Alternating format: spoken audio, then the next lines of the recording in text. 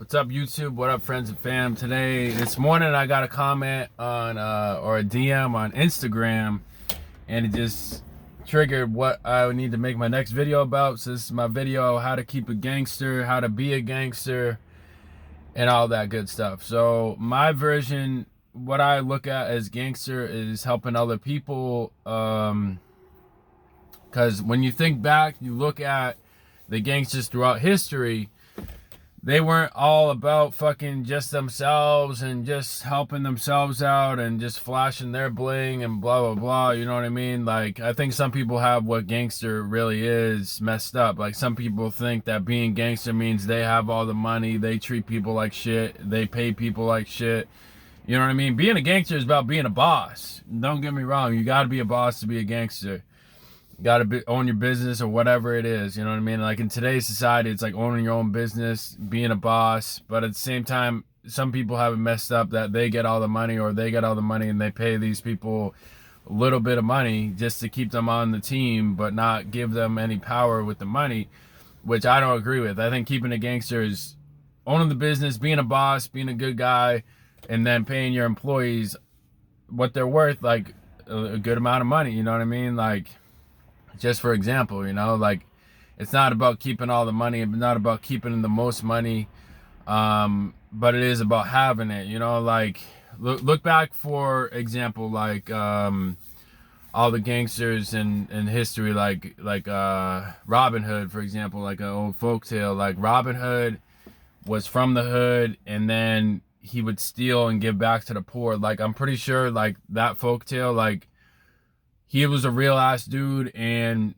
he really came from nothing, and then he gave back because he noticed the amount of power he got from giving back. Like, that's what it is. Being a gangster is like, you realize how much worth you actually have when you give back to the community, when you help out, when you donate your time, when you donate your money, and you don't ask anything in return for it. You know what I mean? Like, that's the power of it, of being a gangster. Like, another guy, Nikola Tesla, like, he died like in financial debt. He died like, for the last couple of years of his life, or last couple of months, he lived at a hotel literally, and he did not pay the bill for like a year or some shit. You can look it up. Like, it's pretty cool. And in my version, like, he was a gangster. He like did so much for electricity that he doesn't even get credit for. It's crazy. Like, Thomas Edison took all the credit for what Nikola Tesla did.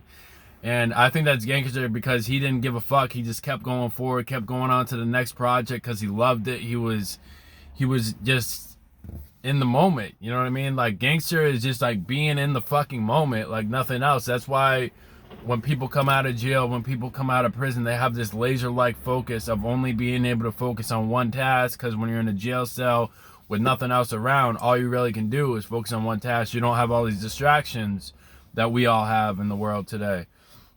Cell phone, bitches, fucking this and that, you know what I mean? Like, do one singular task at a time. That's keeping a gangster. Like, keeping a gangster is not doing 5 things at once. Like, I've tried that my whole entire life, to focus on 5 things at once, but now that I'm honing in, I'm not even perfected it yet. Like, I'm starting to perfect it. Hone in on one thing at a motherfucking time and spend all your energy on that one thing. Write down the list of what you want to get done in the day, but focusing on one thing at a fucking time. And then you'll see the amount of difference you get from doing it this way, man. Like just imagine yourself just getting out of prison. What would a prisoner do? They have that laser-like focus. That's why some prisoners get out and they're able to be super duper successful really fucking quick. You know what I mean? Because they have this laser-like focus of one thing at a time.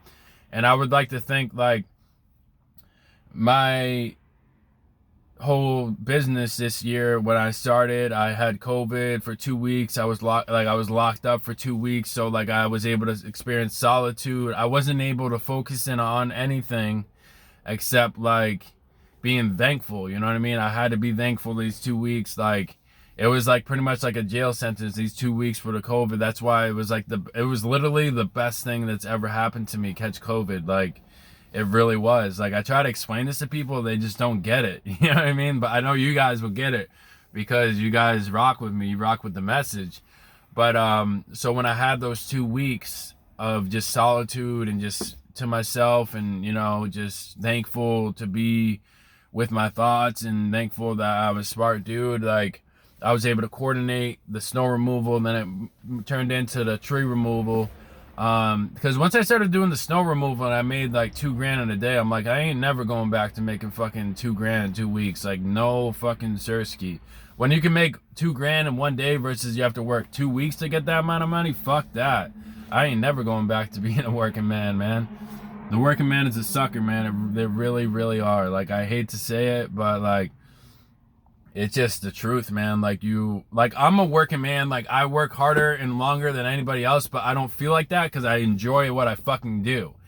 Because I'm able to employ others. I'm able to meet so many new customers. Like, it's crazy. I'm able to make these videos and go eat at Babe's place. Like, you know what I mean? Like, life is fucking good, man. Life is good. It's not like I'm working 20 hours for somebody else. Because when you work for somebody else, you get on their clock and you got to do what they want you to do when they want you to do it. You know what I'm saying? Versus I do whatever the fuck I want to make as much money as I want. You know what I mean? Like, what I do is pretty simple. Like, it is what it is. Like, pay my guys $500 a day, plus I get to keep everything else. You know what I mean? Like, it's a pretty fair fucking equation we got going on here. So yeah, but really looking on like Al Capone, for example, like one of the most notorious gangsters in American history.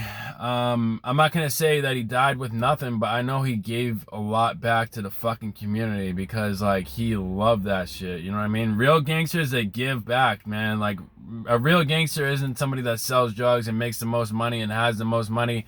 Those are fucking pussies, man. Those are bitches. Like, they don't understand the message. They're fucking miserable when they go home. They wonder why they're fucking miserable when they have more money than anybody else. Maybe you have more money than anybody else and it gives you short-term pleasures like getting as much pussy as you want or getting as much drugs as you want. These are all short-lived things that don't create any long-lasting PMA. That's just like smoking pot. That's just like doing drugs. You get PMA, but you have to buy that PMA, and once that PMA fucking, you know, once that high burns out, like you're always going to be chasing that first high that you get from a drug. So once that burns out and you're not getting that first high anymore, you're going to be looking for something else, man. What's bigger and better than that? Then you're going to stoop down to anxiety. You're going to stoop down to depression because that's where your brain goes, because it's a survival mechanism. You know what I mean? So it's the same thing, man. Like, you got to give back to get that PMA. Just like we have to work out every day to get that PMA. Like, it just is what it fucking is. You gotta work out every day to get PMA. Like, you just got to do it, man, and just give back to the community. Like, start small, like we've talked about before. Start every single time you go into a gas station and there's somebody behind you, open the door, let them go first. Or if you're in line and you're getting in line and you approach the line at the same time, let that person go ahead of you. Never go first. Like, just get in that type of mindset, gratitude, abundant thinking, because when you let people go in front of you that says, okay, I have enough time to do what I got to do today, and I'm not going to be a little bitch and cut this lady off. Like, you know what I mean? Like, and when you're on the bus, get up for the lady, man. Like, I don't give a fuck how old she is. I don't care if she's 10 years old. If she's a girl, your bitch ass better get up, give her the seat, because we're implementing these things to show our brain that we're bigger, we're stronger, we're more powerful, we have more time. We're living in an abundant reality. Like, when we used to live in a scarcity reality, or like a broke man lives in a scarcity reality. Everything is, there's not enough, blah, blah, blah, blah, like the little bitch ass talk is going on, versus the way we live now is an abundance reality. So when somebody's scarcity comes up at us or talks to us, we can't even phase them. Like, that can't phase us. Like, we're not on the same energy plane. So, like, that's why it's good just to cut them off. You know what I mean? Like, you'll naturally cut them off once you get to the level of abundance where it's just like, when you hear somebody talking in a certain way, you're going to be like, oh, that's how I used to think when I was in a scarcity mindset. And you just cut them off, like, naturally. Just fucking block them. Like, I'm going through it with some of my family members. Like, just had to cut them off, man. Like, just gotta fucking cut them off, because if they're bringing you down, they're bringing you fucking down, because the more you talk to somebody that brings you down, the more you're gonna be like them. I don't give a fuck how long you want to fucking help them. Don't help them. Help somebody else that genuinely gets it. Help somebody that's poor. that comes from the similar background as you. Help like a young kid, man. Like young kids, some of them will fucking get what you're doing and they'll blow up to be the next fucking Jay-Z or some shit. I'm not even fucking kidding. And they'll never forget you. So with that, like, comment, share, and subscribe. I love y'all.